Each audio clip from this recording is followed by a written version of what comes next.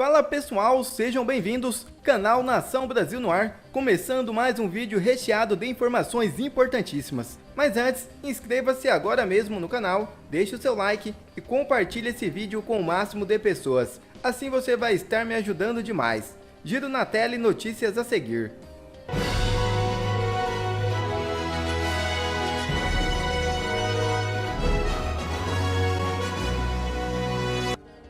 Globo News debocha do caso Ramagem e se diverte com perseguição à direita. É isso mesmo. Falando nessa realidade macabra que nós estamos vivendo hoje, meus amigos, me deparei com um vídeo da Globo News que eu preciso colocar para vocês. Para mim, é a expressão máxima de sadismo e mau gosto, indecência e desrespeito. Coloca aí a turminha da Globo falando do Alexandre Ramagem. Uma informação do colunista Igor Gadelha, ele foi removido de grupos de WhatsApp da oposição no Congresso e do PL, que é o partido dele, partido de Bolsonaro, porque agora tá todo mundo com medo de conversar com Ramagem e ser grampeado também, Otávio. Então acho que ele não tá recebendo um olá, nem um boa noite, nem da família. Isso acontece.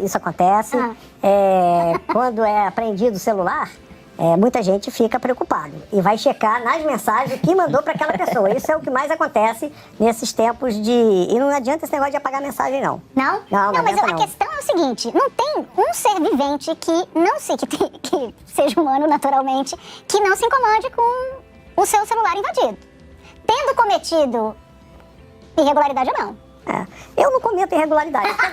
Mas se pegar meu celular, eu entrego crachá, aliança, cartão de dinheiro, cartão de motorista e faço revelação premiada. Frase do Hélio Gaspari. É uma frase do Hélio Gaspari, assim, antológica. Ninguém aguenta 5 minutos de resiste.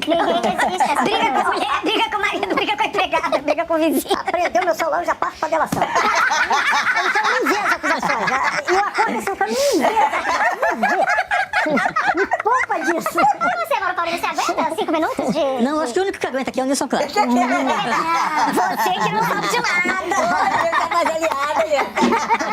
Aguenta não. Tá fazendo... A Maria Ângela tá falando aqui, a tarja vai ser qual, Maria Ângela?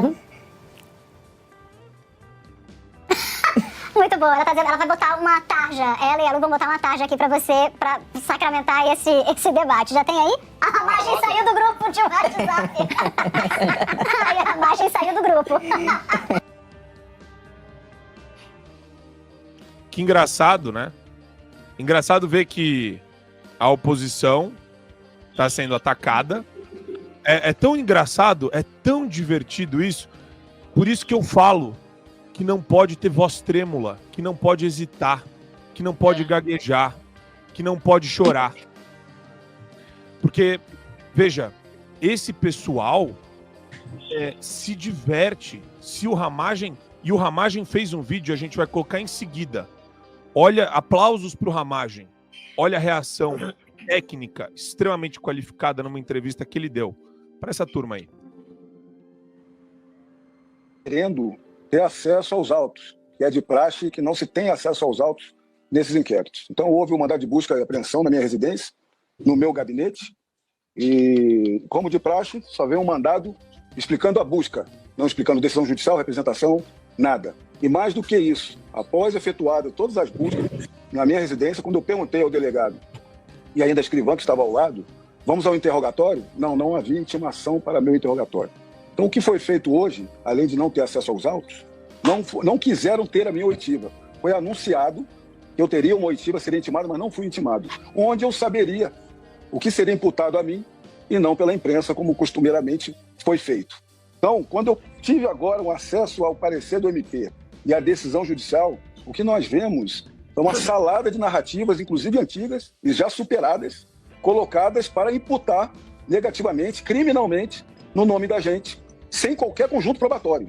E eu estou aqui para destrinchar todos eles com vocês. Nós, da direção da Polícia Federal, os policiais federais que estavam comigo, nunca tivemos a utilização, execução, gestão ou senha desses sistemas.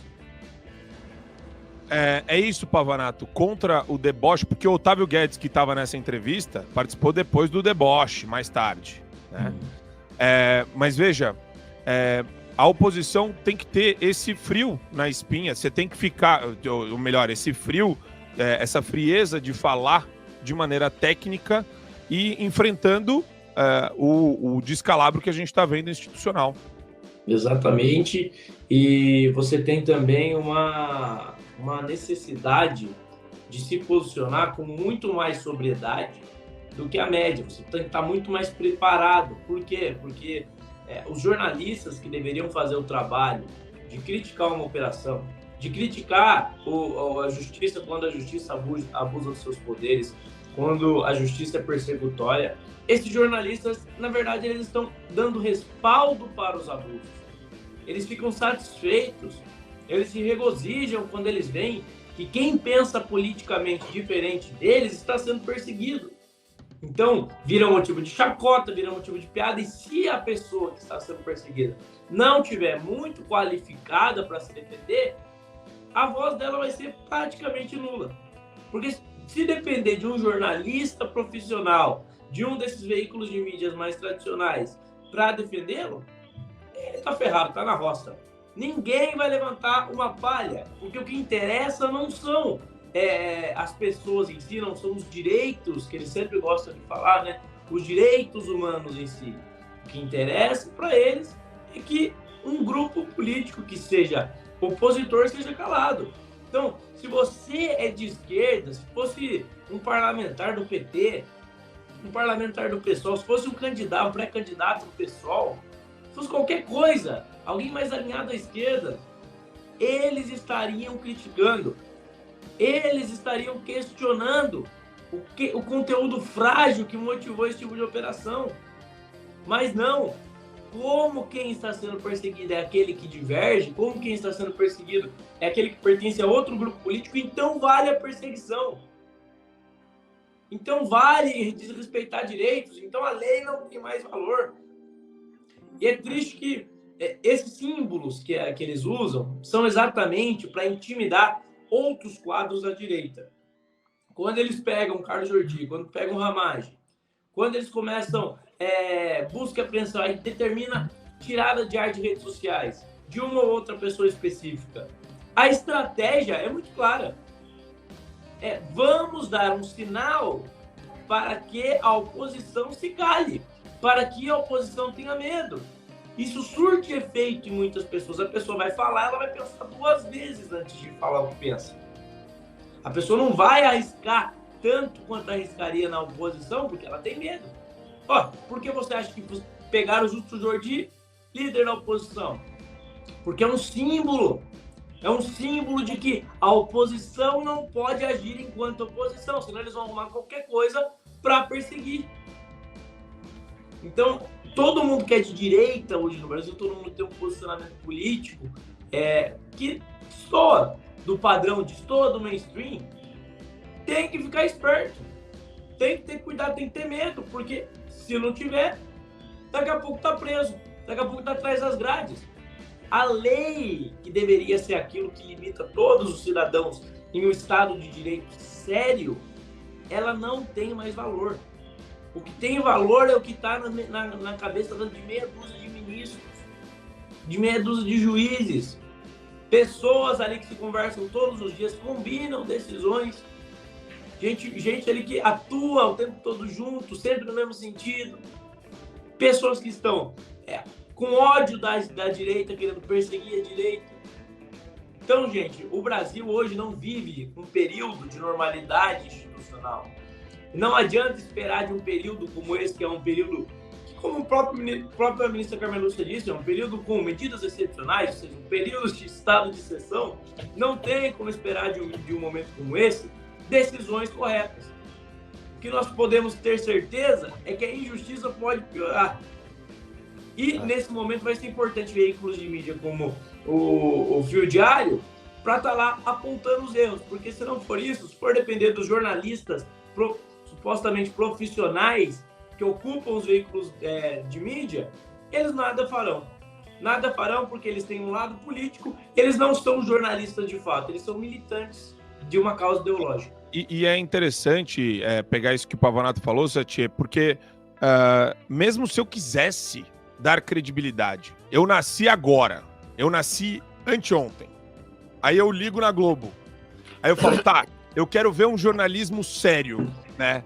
E jornalismo sério é tudo menos o que a gente viu. A gente viu, esses caras, eles estão possuídos, Satie, por um espírito de uma pseudo-vingança. E é errado falar vingança, né? É desejo de aniquilação. É isso que eu vejo quando eles abrem a boca e dão essa risada gostosa diante de uma operação sem pé nem cabeça, né? Como várias outras que têm acontecido e que acontecerão, Satie. Evidentemente. Marco Antônio, a Globo News, antes havia um incômodo só por ela ser uma emissora, um braço da Globo, obviamente, a Globo News, de chapa branca. Já havia um incômodo, mas eu confesso que não era para tanto, porque a gente sabe que todo mundo tem seus interesses. Todos têm seus interesses. E isso é importante deixar claro. A Globo tem seus interesses. Pode ser interesses comerciais, pode ser interesses políticos. É uma empresa que precisa sobreviver. Chapa branca incomodava um pouco, mas era uma situação compreensível. Não é mais chapa branca. O negócio ficou partidarista. Eles tomaram um lado da coisa. Tomar um lado é uma coisa que agride um pouco. Agride até bastante quando você é parcial. Você não concorda com um determinado grupo, você bate nesse grupo. Você concorda com outro grupo, então você agrada esse outro grupo. É ruim para a premissa do jornalismo, da imparcialidade, da veracidade dos fatos e tudo mais. Mas ainda é compreensível. O que nós estamos vendo na Globo News passou de chapa branca e ultrapassou o nível do partidarismo, passou desse nível, já chegou no nível da torcida organizada. O que a gente está vendo ali são mulheres e homens de pompom da NFL comemorando um gol, que é um gol ditatorial, obviamente, na democracia, um golpe na democracia, onde um parlamentar está sofrendo busca e apreensão por provas, quer dizer, não tem nem provas, mas o que eles estão usando como algo probatório são coisas que já foram muito bem resolvidas, como a Ramagem tecnicamente expôs ali para o Otávio Guedes no mesmo programa. Protagonizado pela Daniela Lima. Ela não estava aí nesse quadro, mas eu digo que esse escárnio de torcida organizada, ele é protagonizado por essa Daniela Lima, que é uma âncora da Globo News, que inclusive faz torcida organizada, chega a babar quando está falando de alguém ou alguma perseguição sofrida por um bolsonarista ou por alguém do espectro da direita política. O que acontece é o seguinte, eles não têm recursos porque não têm audiência, não têm patrocínio em razão da falta de audiência. O que o Marinho deveria fazer, ou a família Marinho deveria fazer, era fechar essa empresa, obviamente. Mas eles decidiram vender para o PT. E ao vender para o PT, eles não combinaram com a audiência, não combinaram com os assinantes, poucos assinantes que ainda restam nessa emissora. E aí fica essa dicotomia, essa loucura, porque tem assinantes reclamando da maneira, da tonalidade, como eles estão transmitindo a notícia. Acabou a veracidade, acabou a imparcialidade, acabou a veracidade e acabou a sobriedade. Ainda que seja uma coisa que o jornalista queira fazer, contar uma notícia de uma perseguição política com força, com vigor, comemorando, não cabe a ele essa comemoração. Nem o sigilo da fonte estão guardando. Eles estão fazendo zombaria ao vivo para assinantes, para pessoas que pagaram para receber aquele conteúdo.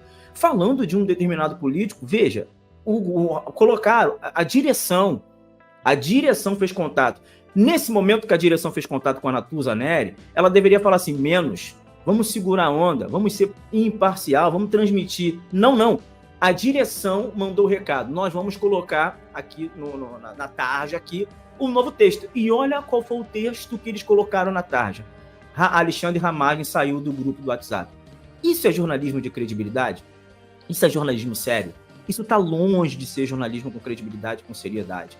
E é exatamente por esse motivo que empresas desse gênero estão perdendo total apoio e total credibilidade com o povo brasileiro. Mas é o que eu falo, eles não precisam mais de dinheiro. Dinheiro não é um problema. Que isso? Antes era. Você tinha que ter uma programação, uma grade de programa de qualidade, com excelentes apresentadores, âncoras, analistas políticos e comentaristas, a fim de que a audiência subisse e, por consequência dessa alta audiência, você vender publicidade. Logo, recursos, caixas cheios em razão da publicidade. Hoje não precisa disso. O dinheiro vem do governo, o dinheiro vem da mamata. A TV foi vendida para o governo.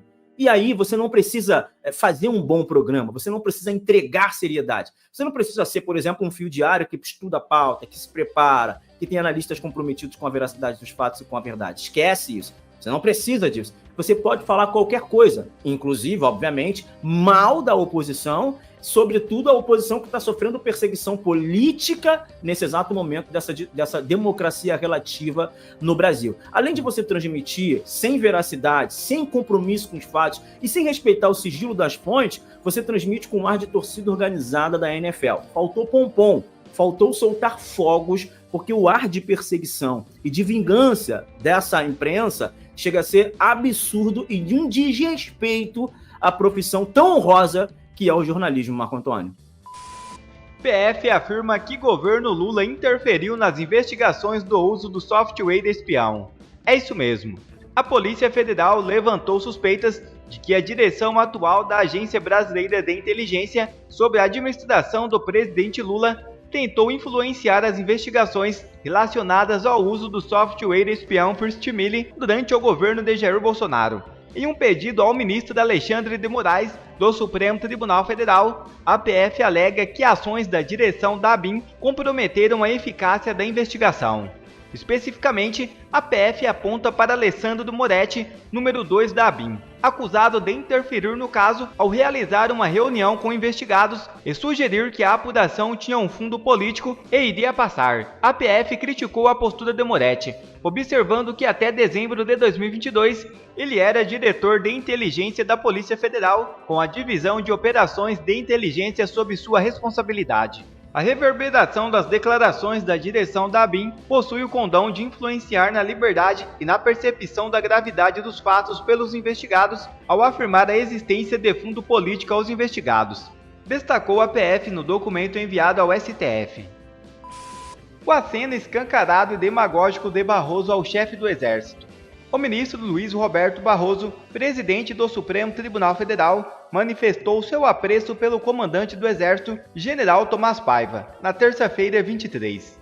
Barroso destacou a atuação do militar na promoção do que chamou de pacificação do Brasil.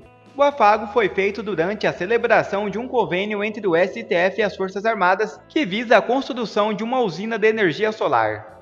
Barroso enfatizou a eficácia e a competência do Exército sob a liderança de Paiva.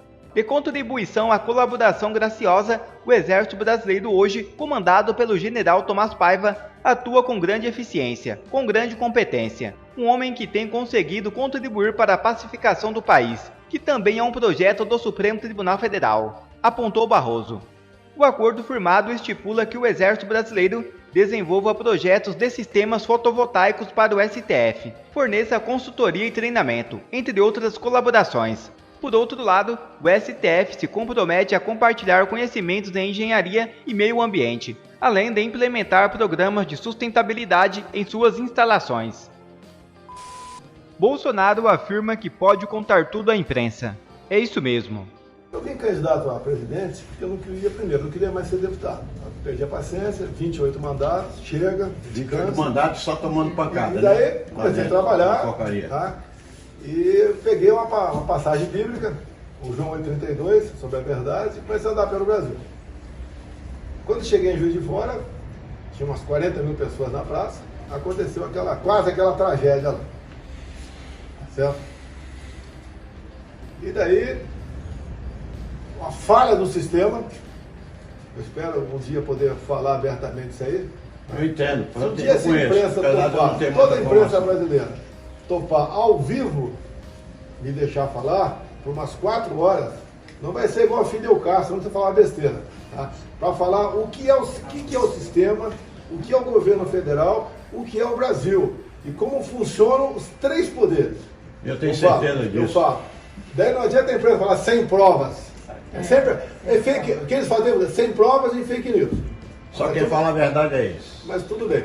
Então o que acontece? Eu acho que o ponto mais importante do meu governo foi não aceitar a indicação política para compor ministérios, bancos oficiais e estatais. Quer ver mais vídeos como esse? Então inscreva-se agora mesmo no canal, deixe o seu like e compartilhe esse vídeo com o máximo de pessoas. Assim você vai estar me ajudando demais. Fico por aqui, um forte abraço e que Deus abençoe a todos. Brasil acima de tudo e Deus acima de todos.